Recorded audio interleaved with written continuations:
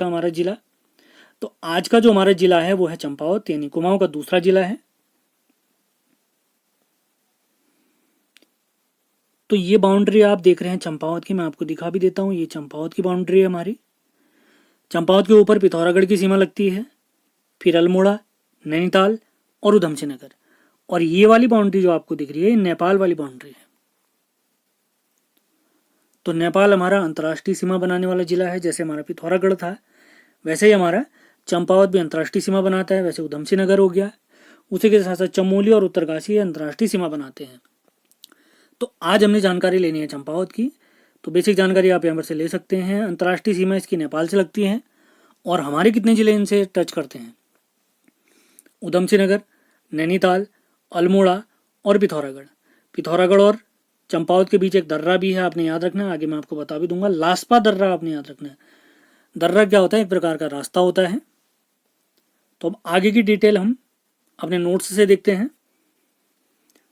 तो स्टार्ट करते हैं। आज का हमारा जिला चंपावत जिला। सारे महत्वपूर्ण फैक्ट मैंने यहाँ पे नोट्स में लिखे हुए हैं। इसके अलावा कुछ अतिरिक्त फैक्ट भी आपको बताए जाएंगे, तो पेन और कॉपी के साथ तैयार रहें। और पीडीएफ के लिए आप संपर्क कर सकते हैं। और सेशन पसंद आता है तो उसको लाइक और शेयर ज़रूर करना है आपने। तो स्टार्ट करते हैं। पहला पॉइंट है चंपावत जिले का गठन। तो चंपावत जिले का गठन हुआ है 15 सितंबर 1997 को। अगर पूछा जाता है इसकी स्थापना किसने की थी, तो हमारे सोमचंद जी ने की थी, जो कि हमारे चंद वंश के पहले शासक हैं। काफ़ी इंपॉर्टेंट पॉइंट है। इसी वजह से चंपावत को कुमाऊं का पहला नगर भी माना जाता है। अगर पूछा जाए कुमाऊं का पहला नगर बताइए, तो चंपावत। ये चंद वंश की प्रारंभिक राजधानी भी थी। बाद में भीष्मचंद और कल्याण चंद के टाइम पे राजधानी परिवर्तित होकर अल्मोड़ा में चले गई थी। वही पॉइंट हम देख भी रहे हैं। अगला पॉइंट वही है हमारा। तो अगला पॉइंट है 953 से 1563 तक। इस बीच चंपावत हमारी चंद शासकों की राजधानी रही और बाद में राजधानी बनी थी अल्मोड़ा। तो राजधानी बदलने का प्रयास किया था भीष्मचंद जी ने, और कंप्लीटली राजधानी अल्मोड़ा में चले गई थी। किनके समय पर? हमारे कल्याण चंद जी के समय पे। उत्तराखंड के इतिहास सीरीज में मैंने सारी चीज़ें आपको समझाई हैं। उत्तराखंड के इतिहास की संपूर्ण सीरीज, उसका लिंक डिस्क्रिप्शन में दे है। हमारे व्हाट्सएप चैनल का लिंक भी डिस्क्रिप्शन में है। इसके साथ टेलीग्राम चैनल का भी लिंक है। सारे महत्वपूर्ण जितने भी वीडियो आपके लिए सब नीचे दिए गए हैं। तो अगला पॉइंट देखते हैं। अगर अन्य नाम पूछा जाता है हमारे चंपावत के, तो अन्य नाम हमने देखने हैं। काफ़ी महत्वपूर्ण फैक्ट हैं ये भी। अन्य नाम है कुमू, काली कुमू या चंपावती। और अगर पूछा जाए हमारा चंपावत किन नदियों के संगम पर है, तो यह चंपावती और गंडकी गाड़ नदियों के संगम पर। तो चंपावत किन नदियों के संगम पर है? चंपावती और गंडकी गाड़। काफ़ी इंपॉर्टेंट फैक्ट है, आपने ध्यान रखना है।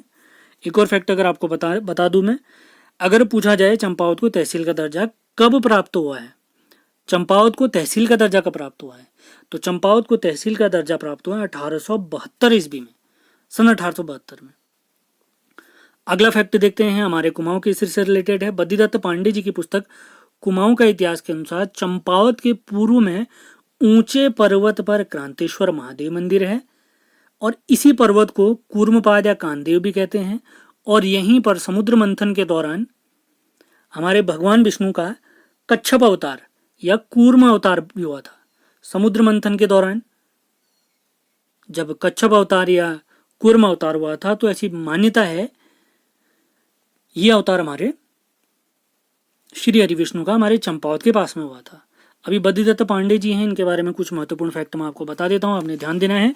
इन्हें कुमाऊं केसरी भी कहा जाता है। जो हमारे कुमाऊं वाले क्षेत्र में 1921 में जब कुली बेगार प्रथा से संबंधित रजिस्टरों को सरयू नदी बागेश्वर में फेंका गया था, तो उसमें प्रमुख रोल इन्होंने निभाया था। और उसी वजह से हमारे बद्रीदत्त पांडे को कुमाऊं केसरी भी कहा गया है, कुमाऊं केसरी। और इन्होंने जो कुमाऊं का इतिहास नामक पुस्तक लिखी है, अगर इसके बारे में पूछा जाता है तो इन्होंने 1937 में ये किताब लिखी है, 1937 में। कुछ अन्य फैक्ट अगर आपको बताया जाए, इनका जन्म अगर पूछे हमसे, तो कुमाऊं केसरी बद्रीदत्त पांडे जी का जन्म है, सन याद रखना हमने 1882 कनखल हरिद्वार में। कनखल हरिद्वार में। अगर इनका मूल निवास स्थान पूछा जाए तो हमारा प्यारा अल्मोड़ा इनका मूल निवास स्थान है। और अगला जिला हम अल्मोड़ा ही पढ़ने वाले हैं, आप लोग तैयार रहें। 1913 में एक बहुत प्रसिद्ध अखबार है हमारा अल्मोड़ा अखबार। तो अल्मोड़ा अखबार के संपादक भी हमारे बद्रीदत्त पांडे जी बने थे। 1918 में जब कमिश्नर लोमस ने अल्मोड़ा अखबार को बंद कर दिया था, तो 1918 में बीडी पांडे जी ने एक नया समाचार पत्र स्टार्ट किया था अल्मोड़ा से, जिसका नाम होता है शक्ति समाचार पत्र। शक्ति समाचार पत्र। अगला सवाल है कुमाऊं किस्ती, तो नाम हो गया, ठीक है। तो अंग्रेज इन्हें किन नाम से जानते थे हमारे बद्रीदत्त पांडे जी को? तो हमारे बद्रीदत्त पांडे जी को अंग्रेज कहते थे राजनीतिक जानवर। हमारे किस क्रांतिकारी को अंग्रेज राजनीतिक जानवर कहते थे? तो हमारे बीडी पांडे जी हैं। और भक्त दर्शन जी ने इनको एक नाम दिया है कुमाऊं का नर केसरी। कुमाऊं का नर केसरी किसको कहा गया? हमारे बद्रीदत्त पांडे जी को कहा गया। उम्मीद है सारे फैक्ट आपके क्लियर हुए होंगे। अगला देखते हैं, जो हमारा क्रांतेश्वर महादेव पर्वत है या क्रांतेश्वर पर्वत है, इसके सामने ही एक मल्लाणेश्वर महादेव मंदिर स्थित है, जबकि इसी पर्वत के पश्चिम में हिंगला देवी मंदिर और नरसिंह देवता मंदिर भी स्थित है। नरसिंह देवता मंदिर, हिंगला देवी मंदिर और मल्लाणेश्वर महादेव मंदिर। अब देखते हैं कुछ भौगोलिक स्थिति के बारे में। तो क्षेत्रफल में हमारा चंपावत हमारे उत्तराखंड के 13 जिलों में अंतिम स्थान पे आता है, या सबसे छोटा जिला है। इसका क्षेत्रफल है 1766 वर्ग किलोमीटर। क्षेत्रफल में सबसे बड़ा है चमोली, फिर उत्तरकाशी, 30 नंबर पे हमारा आता है पिथौरागढ़। ये सारे फैक्ट आपने याद रखने हैं। इसकी सीमा अभी थोड़ी देर पहले मैंने मैप में भी दिखाया था आपको, हमारे 4 जिलों से और नेपाल से लगती है। 4 जिले हमारे उत्तराखंड के जो चंपावत से सीमा साझा करते हैं उनके नाम है पिथौरागढ़, अल्मोड़ा, नैनीताल और उधमसिंह नगर। और पिथौरागढ़ और चंपावत के बीच का जो दर्रा है वो मैंने आपको बताया था, लासपत दर्रा आपने याद रखना है। अब देखते हैं कुछ प्रमुख पर्यटक स्थलों के बारे में, और बचे हुए सारे फैक्ट आपको अंत में बताए जाएंगे। तो सबसे पहले जानकारी आती है टनकपुर के बारे में। इसके प्राचीन नाम प्राप्त होता है ग्रास्टिनगंज। टनकपुर नेपाल सीमा पर बरमदेव मंडी, जिसका निर्माण कत्यूरियों ने कराया था, तो यह 1880 में बाढ़ में बह चुका था। महत्वपूर्ण फैक्ट है। टनकपुर शहर को हमारे पूर्णागिरि मंदिर का प्रवेश द्वार भी कहा जाता है। महत्वपूर्ण फैक्ट है। टनकपुर बसाने का श्रेय अगर पूछा जाएगा किस अंग्रेज अधिकारी को जाता है, मिस्टर टलक या टल्क। अगला प्रमुख स्थल देखते हैं हमारा लोहाघाट। यह लोहावती नदी के तट पर बसा हुआ है। पुराणों में लोहाघाट का नाम प्राप्त होता है लोहारगल। कत्यूरी काल में लोहाघाट का नाम प्राप्त होता है सुई। महत्वपूर्ण फैक्ट है। बाणासुर का किला भी हमारे लोहाघाट में स्थित है। आप लोग के लिए एक सवाल है, बाणासुर की राजधानी ये कहाँ स्थित है आपने बताना है। उत्तराखंड के इतिहास में कंप्लीट जानकारी मैंने आपको दी है। अगला महत्वपूर्ण फैक्ट देखते हैं, ऋषेश्वर महादेव मंदिर लोहाघाट में स्थित है। मानेश्वर मंदिर, जिसका निर्माण राजा निर्भय चंद ने कराया, ये भी हमारे लोहाघाट में स्थित है। अगला स्थल देखते हैं सूखी ढांग, जो कि लोहाघाट के पास में स्थित है। तो लोहाघाट का यह क्षेत्र अचार के लिए फेमस है। महत्वपूर्ण फैक्ट है। सारे फैक्ट आपने नोट डाउन करते हुए चलने हैं। अगला प्रमुख स्थल देखते हैं। इस स्थल के बाद कुछ मोस्ट इंपॉर्टेंट फैक्ट भी आपको बताए जाएंगे। तो सारे फैक्ट आप नोट डाउन कर रहे हैं। पीडीएफ में आपको नोट्स तो मिल ही जाएंगे, और वीडियो से आपको ये फायदा होगा, अतिरिक्त फैक्ट भी आपको मिल जाएंगे। और किताब, एक भाई हमसे पूछ रहे थे कमेंट बॉक्स में कि सर कौन सी किताब से आप पढ़ा रहे हैं, तो बेस बुक तो आपने याद रखनी है, परीक्षावाणी है। इसके अलावा अलग अलग जगह से आप खुद जरूर सर्च कर सकते हैं, क्योंकि एक किताब में सारी जानकारी बिल्कुल भी नहीं है। तो एक किताब आपने अपने पास रखनी है, परीक्षावाणी। उसके अलावा अन्य जानकारी आप यूट्यूब से प्राप्त कर सकते हैं, हमारे वीडियो से प्राप्त कर सकते हैं, एक दूसरे से ग्रुप डिस्कशन के साथ प्राप्त कर सकते हैं। तो बुक की तरफ ना भागे, बुक सिर्फ परीक्षावाणी याद रखनी है अपनी, खत्म। बाकी हमारे वीडियो फॉलो करते रहिए, आपको बहुत फायदा होगा।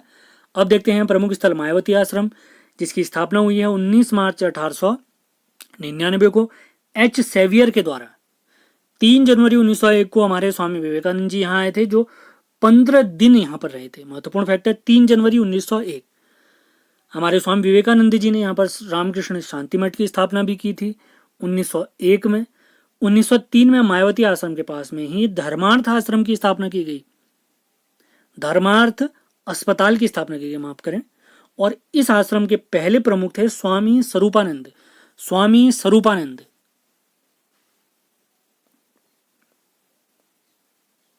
आगे बढ़ने से पहले कुछ अन्य फैक्ट आपको बता देते हैं। श्यामला ताल आपने याद रखनी है। श्यामला ताल चंपावत में स्थित है और इसमें सफेद रंग के कलम पाए जाते हैं, कमल पाए जाते हैं, माफ करें। और इसी ताल के पास में, श्यामला ताल के पास में, हमारे स्वामी विवेकानंद जी का आश्रम भी स्थित है। विवेकानंद आश्रम स्थित है और इसी के साथ साथ इसी आश्रम के पास में एक मेला लगता है, झूला मेला। श्यामला ताल चंपावत में स्थित है, सफेद कमल पाए जाते हैं यहाँ पर। विवेकानंद आश्रम भी यहीं पर स्थित है और इसी के साथ साथ श्यामला ताल के पास में ही झूला मेला भी लगता है। आप लोग के लिए एक सवाल है, आपने बताना है झंडा मेला कहाँ लगता है, कौन से जिले में लगता है। श्यामला ताल के पास आपने याद रखना है स्वामी ताल, ये भी चंपावत में स्थित है। सूखा ताल, एक सूखा ताल हमने नैनीताल में पढ़ा है, ये सूखा ताल चंपावत वाली है। अगला है झिलमिल ताल,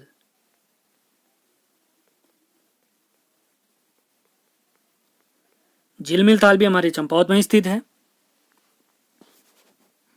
बाणासुर किला मैं आपको बता चुका हूं। बाराकोट किला अगर पूछा जाए, बाराकोट का किला भी चंपावत में स्थित है। राजबुंगा किला,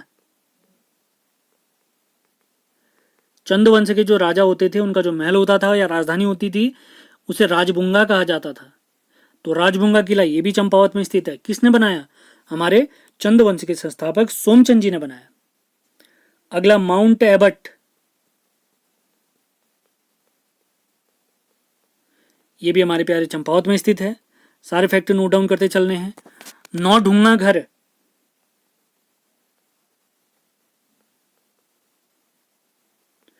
नौढूंगा घर अगर पूछा जाए हमसे, ये भी चंपावत में स्थित है। उम्मीद है सारे फैक्ट आपने नोट डाउन जरूर करे होंगे।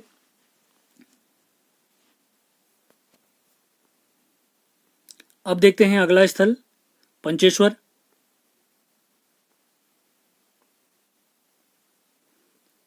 पंचेश्वर स्थल काली और सरयू नदी के संगम पर स्थित है और काली नदी के बारे में डिटेल जानकारी मैं आपको दे चुका हूं पहले, जिसका लिंक मैंने डिस्क्रिप्शन में दिया है, तो वहां से वीडियो फॉलो कीजिए। आपको काली नदी का पूरा तंत्र याद हो जाएगा। काली नदी सरयू नदी काली नदी की सहायक नदी भी है, तो सरयू नदी के बारे में भी जानकारी आपको प्राप्त हो जाएगी। पंचेश्वर के पास में चौमू या चौमू देवता के लिए प्रसिद्ध है। ये पशु रक्षक देवता माने जाते हैं और भगवान शिव के रूप में माने जाते हैं। भगवान शिव को समर्पित स्थल है ये। अगला स्थल देखते हैं, अगला प्रमुख एक मेला है ये।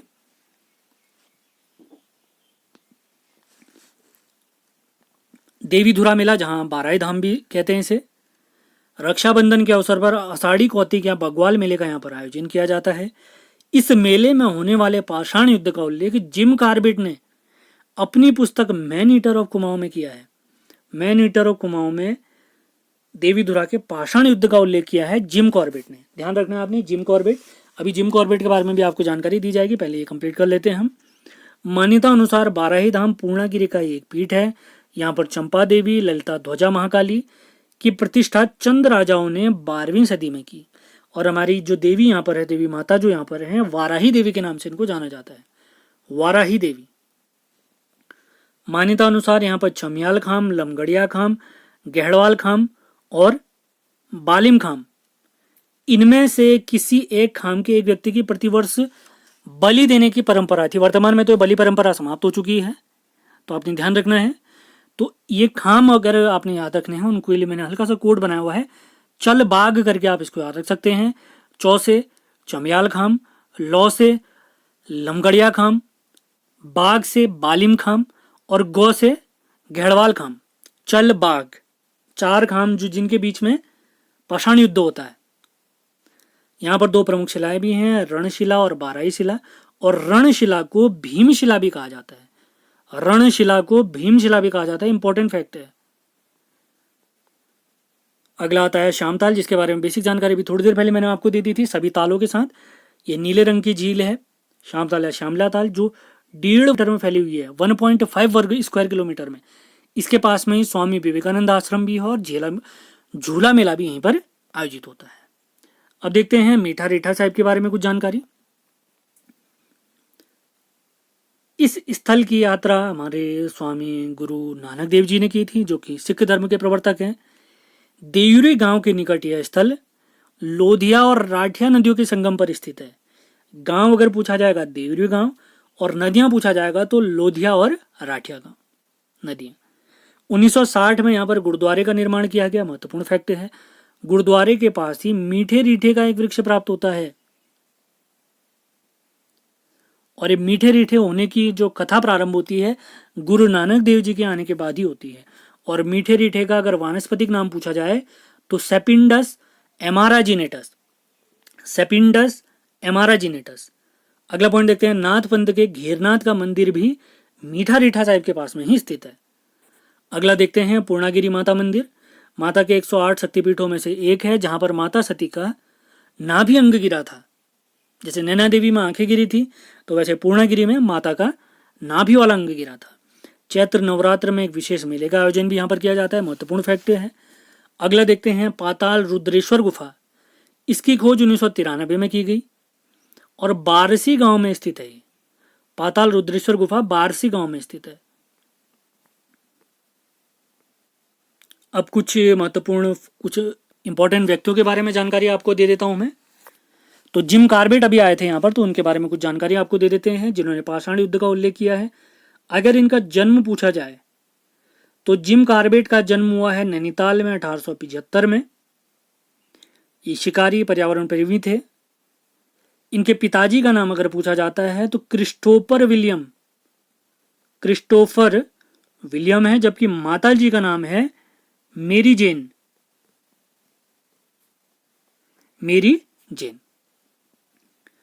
इनकी पहली किताब अगर पूछा जाता है तो man eater of Kumaon, man eater of Kumaon पुस्तक के लेखक कौन है? जिम कार्बेट हैं। ये इनकी पहली किताब है। इसके अलावा इनकी कुछ अन्य किताबें जैसे माई इंडिया, नोट्स बनाए आप लोग इसके। अगला है man eating leopard of Rudraprayag, ये भी इनकी किताब है, जिम कार्बेट जी की।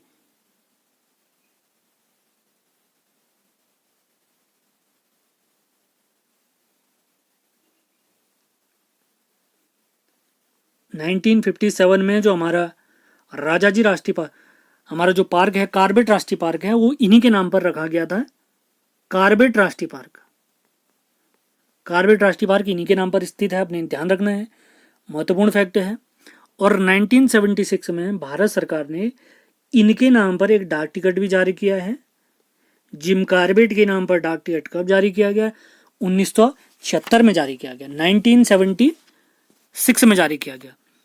अगले व्यक्ति देखते हैं, जो प्रमुख व्यक्तित्व है हमारे, कालू सिंह मेहरा, जो कि 1857 की क्रांति के दौरान उत्तराखंड के फर्स्ट स्वतंत्रता सेनानी माने जाते हैं।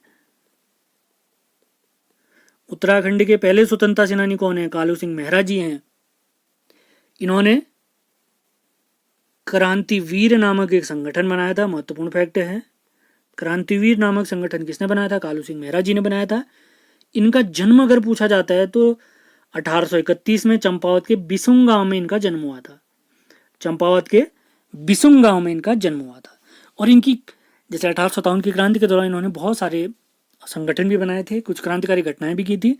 तो अंग्रेजों के खिलाफ इनकी मदद किसने की थी अगर पूछा जाएगा तो अवध के नवाब वाजिद अली शाह ने इनकी मदद की थी। वाजिद अली शाह ने इनकी मदद की थी। सारे फैक्ट आपने नोट डाउन जरूर करने हैं। अगले व्यक्ति देखते हैं,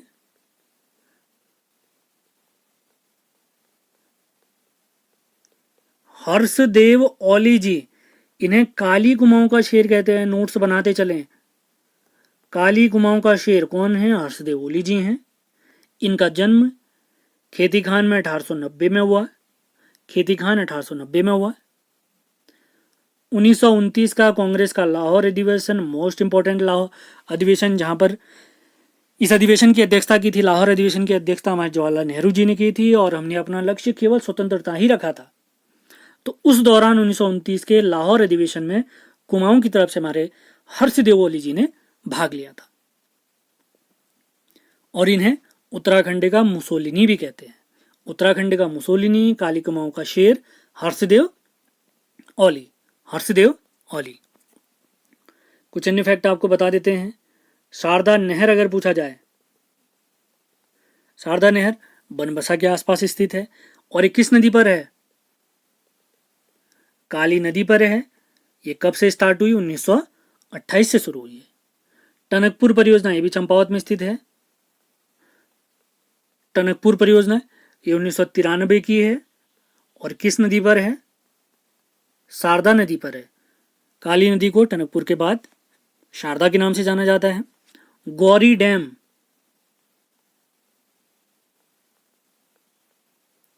गौरी डैम अगर पूछा जाए चंपावत में स्थित है।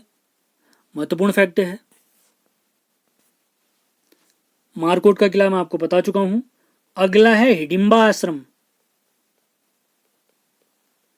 ये सारे अतिरिक्त फैक्ट नोट्स बनाते चले आप लोग।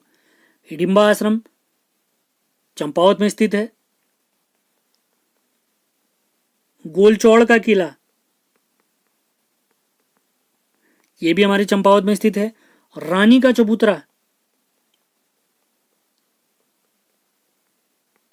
रानी का चबूतरा ये भी चंपावत में स्थित है। विधानसभा सीटें अगर पूछी जाएं, चंपावत में कितनी विधानसभा सीटें हैं? 2 विधानसभा सीटें हैं, लोहाघाट और चंपावत। विधानसभा की कितनी सीट है? लोहाघाट और चंपावत, और कोई भी सीट आरक्षित नहीं है यहां पर।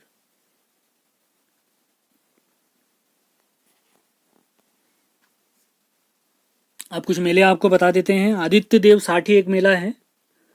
आदित्य देव साठी मेला चंपावत में लगता है। कंडाई देवी का मेला, कंडाई देवी का मेला ये भी लोहाघाट में लगता है। महत्वपूर्ण फैक्ट है। झूला देवी आपको बताया जा चुका है। फटक शिला का मेला,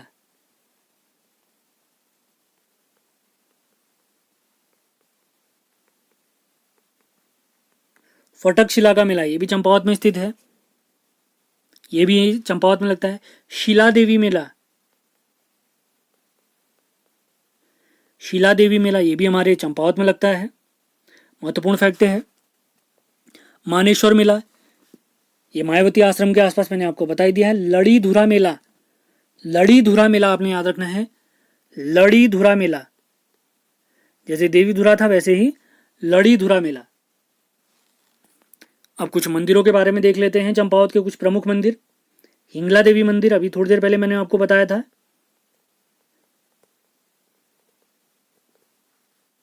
नरसिंह देवता भी आपको बताया जा चुका है। सप्तेश्वर मंदिर आपने याद रखना है। सप्तेश्वर मंदिर, सप्तेश्वर मंदिर चंपावत में स्थित है। झूठा मंदिर, अगला मंदिर है झूठा मंदिर, चंपावत में स्थित है। हिडिंबा देवी का मंदिर, हिडिंबा देवी का आश्रम और मंदिर दोनों चंपावत में स्थित है। आदित्य देव मंदिर, आदित्य देव मंदिर, जैसे गुरना माता मंदिर हमारे पिथौरागढ़ में है तो गुरना माई मंदिर, गुरना माई मंदिर चंपावत में स्थित है। उत्तराखंड में बहुत सारे सूर्य मंदिर हैं तो खेती खान में भी एक सूर्य मंदिर है। और सूर्य मंदिरों से ही पता चलता है कि हमें उत्तराखंड में कभी शकों ने भी आक्रमण किया था या राज किया था। खेती खान सूर्य मंदिर चंपावत में स्थित है। तो इसी के साथ सारे फैक्ट